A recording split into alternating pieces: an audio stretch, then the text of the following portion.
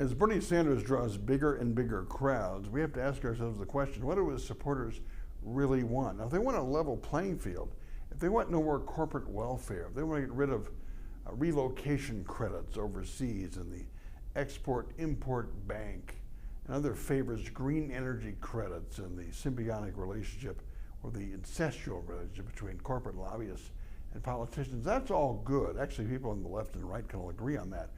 Shooting for a lower playing field, lowering the corporate rate and getting rid of loopholes, that's all good. Otherwise you have winners and losers. But if the goal is simply to get the money, I mean, the Walmart board, the family members, the heirs, they have too much money.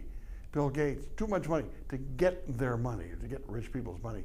That becomes envy. And so you're not really getting the money. Bernie also wants to raise the top tax rate to 90%. Beyond a certain point, right now it's a little over $400,000 for an individual. So after that, those people would only keep 10%. Well, that becomes envy. The money then goes to the government, and the government then doles it out as the government wishes. It's not like you all get a check. Keep in mind, the reason Ronald Reagan became a Republican was because he was doing movies. Once he reached a certain point, they were going to keep 93% of his income, so he said, I'll just stay and play cards at the country club and not make a movie. After he was a Democrat his entire adult life, he became finally a Republican. No, we don't want to just have the politics of envy and resentment. We want the politics of reform and fairness and equity. Yes, make the playing field level. Get rid of WEDIC at the state level. Get rid of the Export-Import Bank. Get rid of relocation credits. We don't want corporate welfare.